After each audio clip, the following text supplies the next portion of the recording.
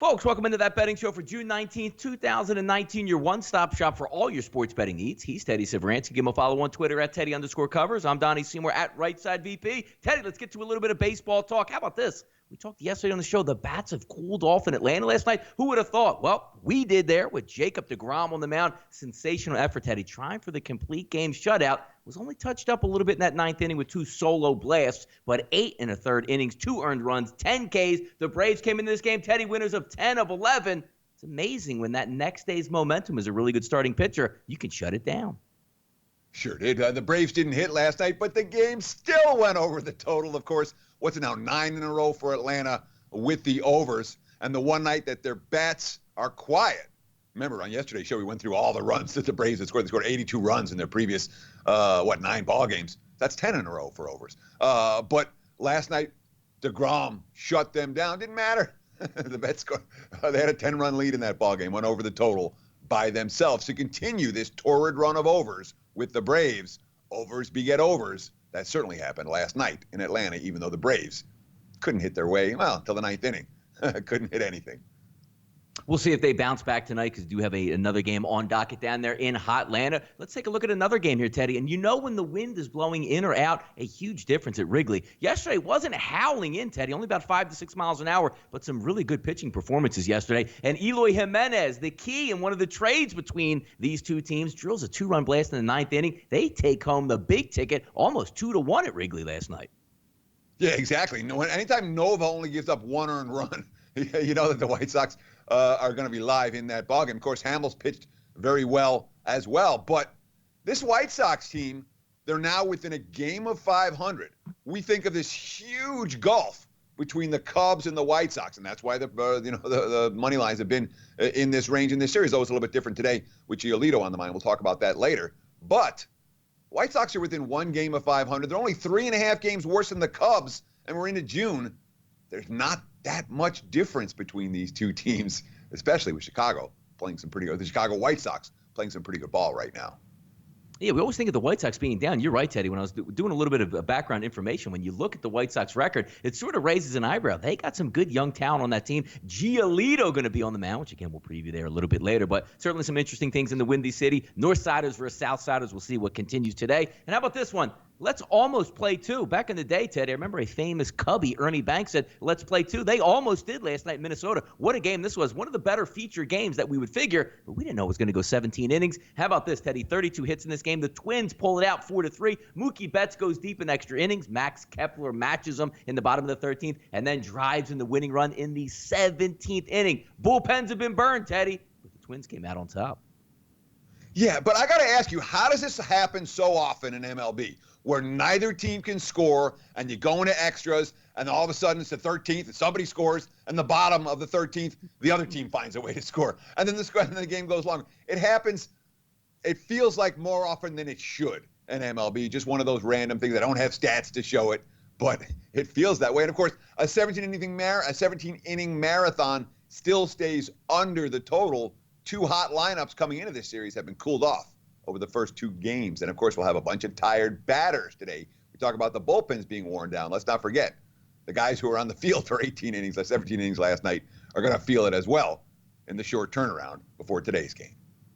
Teddy, us being parents and having kids, we can probably equate to that situation in extra innings. You tell your kid, hey, you got 20 minutes to clean up the room. No surprise, Teddy, they get started when they have 19 minutes on the clock with only 1 minute left to go. Sometimes it feels that way, but an interesting game, 17 innings. We'll see how that continues. It's NFL season, Teddy. How about this? Should we pop the champagne bottles? We're going to review our 32nd team on the season, the final team. Save the best for last? I don't know about that, but it is the Oakland Raiders, certainly to be interesting this year. 2019 team preview today. Our last one, as we said on That Betting Show, 75-1 to win the Super Bowl, Teddy. 30-1 to win the AFC, and the Raiders 2019 team total set at 6 games. Raiders finished 2018 4-12, 1-5 in the division. Entertainment, as we like to say, is the name of the game. This team will be featured on Hard Knocks. We'll see if the quarterback can have a bounce-back season. You have a lot of moving parts, especially on defense, but the one that we're always looking at here, Teddy, is on offense. You draft a round 1 running back, and then you add Antonio Brown to the offense, pick up a couple key components on the outside. John Gruden's second year to kick in, 1 year outside of Las Vegas. There's a lot to look for with the Raiders, but the one thing's be true, that's a tough division to be in, and the team total set at 6. But entertainment, Teddy,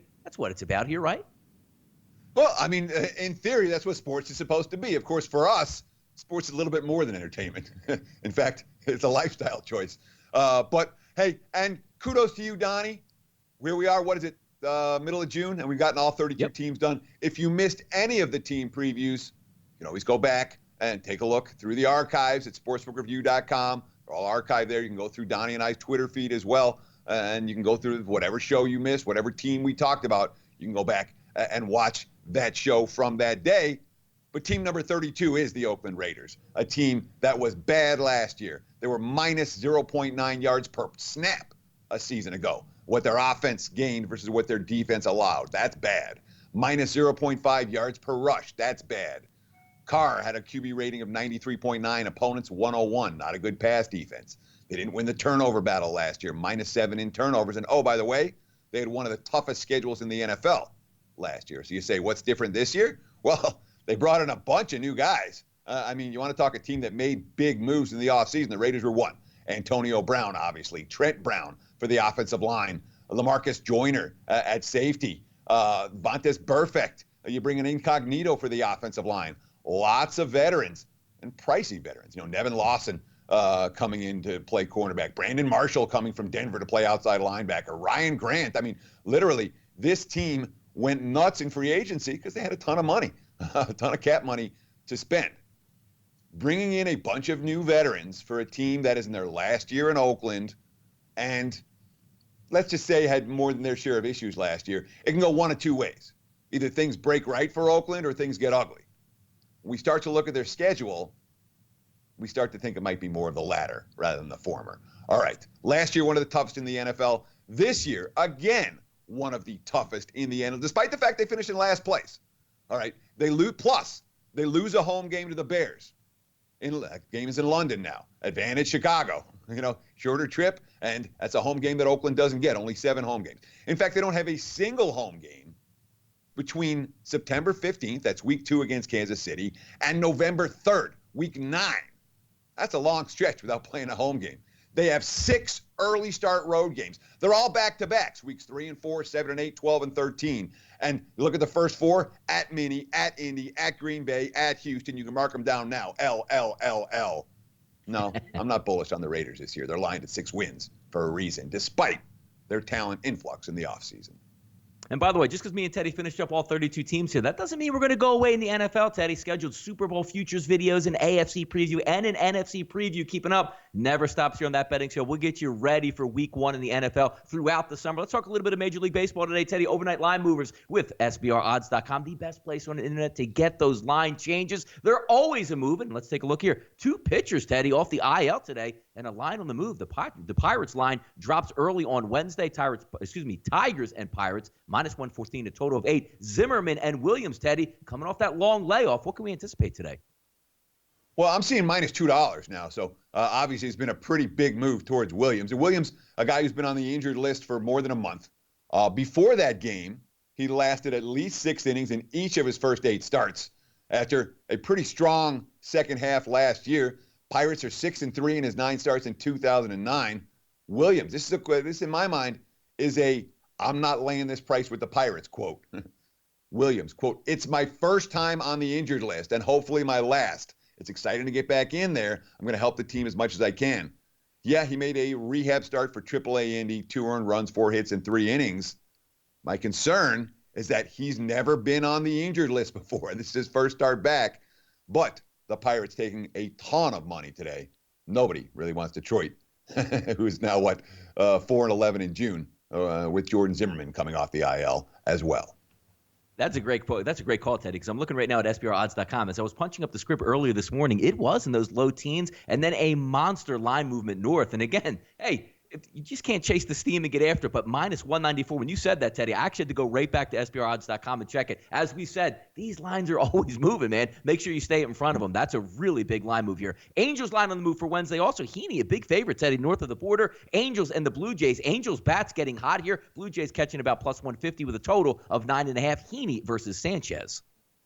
Yeah, and it's easy to understand why the money's coming against Toronto. I mean, Toronto's been pretty rough right now, but the issue with most of these line moves, the overnight line moves, the early morning line moves, has to do with starting pitching. And when you talk about a starting pitcher that the markets hate, Aaron Sanchez is that guy. He's lost his last 7. Over 9 starts, 0-7 with a 6.95 ERA. He has a very low strikeout rate and a very high walk rate, and he hasn't won a game since April. Yeah, you can understand why LA's taking money. The Angels, above 500. After 8 previous tries of failing to get there, they finally got there last night. Yeah, see if they can stay healthy and keep it moving along here. Exhausted bullpens and a total that was dropping. Offshore markets there opened up around 10. Most of them settled at 9.5 and then dipped to 9, but back up to 9.5 today, Teddy. Red Sox, Twins favored at -117 and a total, as we said, between 9 and 9.5 with some juice. Rodriguez versus Gibson on the mound. Yeah, and I mean, one thing that absolutely took me a while to learn was that after an extended game, after a marathon game, or after a doubleheader, we always say, oh, the bullpens are worn down, Yeah, guess what? The players are worn down too when you're on the field for 17 innings last night. So you'll oftentimes see games stay under the total following a game where both bullpens got shot, like we saw last night, just because the lineups are every bit as tired as the pitchers are. Worth noting, Kyle Gibson needed only 88 pitches to get through 8 scoreless innings against KC last time out. Eduardo Rodriguez, he too coming off an extended outing, 7 innings, although he did throw a season-high 114 pitches in that contest. That could be a concern here for underbettors. Good point you make yesterday, Teddy, because we always look at the bullpens and the starting pitchers and the position players. How about Max Kepler? Supposed to have the night off last night, Teddy. So he says, yeah, you know what? I'll get you in the 7th inning. Maybe you pay an inning and a half. He goes all the way through to 17. So, yes, these players are tired heading in today, but it should be a good one here. Watch what you bet right here on that betting show today, Teddy. Let's head back down to Atlanta. Mets look to make it 2 in a row over those Braves, and we do have a little bit of line movement here as well. Braves now favored -145. The total crept up, Teddy, from 9.5 to 10, so we're expecting those Atlanta bats to come alive today. That's going to be Max and Fried on the mound today. Mets 35-38 on the season. Braves 43-31. Yeah, I mean, Fried, what do you do with him here? He's had a miserable month. 3 starts, 7.98 ERA. Couldn't get out of the 5th inning in 2 of those 3 starts, including last time out against the Phillies, where he got roughed up in that contest. All right, so we have Fried bad right now. Well, the Braves have been great on this homestand. They lost yesterday, but they're now 7-2 on the homestand. Fried has owned the Mets. 6 career appearances, and them a $1.26 ERA against New York. What do you do with that? Here's an Atlanta team that had been going offensively until last night. A Mets team that got their bats going last night. Look, the Mets had a closed-door meeting, players only, following the loss on Monday, and they came out swinging. Pete Alonso had 4 hits, including a dinger last night. Quote, it was all just honesty. We're just being honest with ourselves. We are not going to fold. We have a lot of ball left. That's a bet on quote. And Matt certainly has a good track record against Atlanta. 8 career starts against them. 2.78 ERA with a 5-0 record in 45.1 innings of work. Yeah, last night, Pete Alonso, the rookie out of Florida, 4 for 4 at the plate, another 2 walks last night. Pretty impressive outing. We'll see what happens tonight. How about this game? This is kind of interesting here, Teddy. Giolito looks to keep the Cubs bats cool tonight. Now, obviously, the key word being cool, 58, 57 degrees, wind blowing in 13, 14 miles an hour with some rain in the forecast. Dominant pitcher Giolito. Cubs still laying -140, and you see that total. Whenever we see the total, Teddy, at 7 at Wrigley, you know that wind is blowing in. White Sox 35-36 on the season. The Cubs 39-33. Better pitcher, Teddy, is coming in here with the White Sox to me. Look, Giolito's not the better pitcher. I mean, I was saying, Giolito should be merited for all. Giolito's a Cy Young right now. It's not even close in the American League. Giolito has been the best pitcher in baseball for the last 2 months. And the markets are, coming around to him now a little bit. 9 straight decisions that he's won. 0.94 ERA in his last 8 starts. He's mowing down everyone. He did pitch against the Cubs last year in the friendly confines. Wasn't a pretty 5.2 innings. Quote, I was all over the place. I ended up winning the game, but I had 7 walks. So, yeah, that was definitely a little different than how I pitch now. I'd say it was effectively wild that way. I'm looking forward to going in there and filling up the zone this time. I mean, he was the AL pitcher of the month in May. He's got a .43 ERA, 0.43 ERA, and 26 strikeouts in his first 3 starts in June. Rick Renteria. In terms of performances, they speak for themselves. You've got to give that kid a ton of credit for everything he's done to make adjustments to put himself in the position he's in at this particular moment and the way he's performing. Lester hasn't been that good. The Cubs offense hasn't been rolling right now, and I'm a little bit surprised by this number. Worth noting, though, Lester, even though he got hit hard against the Dodgers last time out, his quote, "I felt like I had great stuff. I got beat by 3 opposite field home runs. I would like to think that pitching to the big part of the field is still beneficial, but I guess it's not." Lots of money for Chicago. The Cubs in this game, not my money, although maybe they know something about Giolito that I don't. This guy's been as good as it gets in baseball for the last 2 months. Yeah, how about yesterday? Nova settling in. If you had the Cubs, run line, money line, or even team total, you get the leadoff blast in the first inning. Like, here we go. Just like I thought Ivan Nova was going to struggle. Boy, he settled in and pitched well. So did Cole Hamels on the opposite side. We'll see if the bats get hot. But as we said again, cooler temperatures, wind blowing in. That's something to keep an eye on. Dodgers bats woke up last night, Teddy, 9-0. They did go over the total, which I believe closed with Clayton Kershaw on the mound between 7.5 and 8, depending on where you're shopping. Dodgers, another heavy favorite tonight, Teddy, as they strike a minus 250 in this game with a total of 7.5. That has also been dropping lower from 8 and 8.5 that it opened up. 10-10 tonight. It's going to be on MLB Extra Innings live from Dodger Stadium, Los Angeles, California. Giants 31-40 on the season. The Dodgers 49-25, including 29-9 at home. Yeah, and all that being said, I mean, there's 16.5 games separating these two teams in the standings, and yet when they play head-to-head, Dodgers have 6 wins, Giants have 5. Giants have been in these games. Obviously, Rich Hill's been great. Continues to be great, and he's been great against San Fran. How about 8-2 and 15 career starts against them? A 2.33 ERA in those games. But Drew Pomeranz is an interesting story right here because he had he was on the verge of getting kicked out of the starting rotation back at the end of May. He had a really bad outing in Baltimore. He'd gone 1-6 with an 8.08 ERA on the season. But his last couple of starts, all of a sudden, he's throwing strikes. He made a tweak in his delivery. 5 scoreless innings against the Dodgers. He's a new pitcher right now. Bruce Bochy, quote, you look at his last 2 outings, he's been a different guy with command of all his pitches. He's a guy that's going to run some deep counts, but I think his breaking ball got better as he went. He's got to feel good about his little adjustments. Should have a lot of confidence with that move. You don't often see quotes like that and a track record like that against their opponent from a team that's more than a $2 underdog. Off the mic segment today. We just closed down the NBA Finals. Looking forward to the NBA Draft tomorrow night. Also have free agency coming up. But oh no, Teddy, a world crisis at hand once again by a U.S. women's team. This time, the under-16 basketball team, Teddy, wins by 95.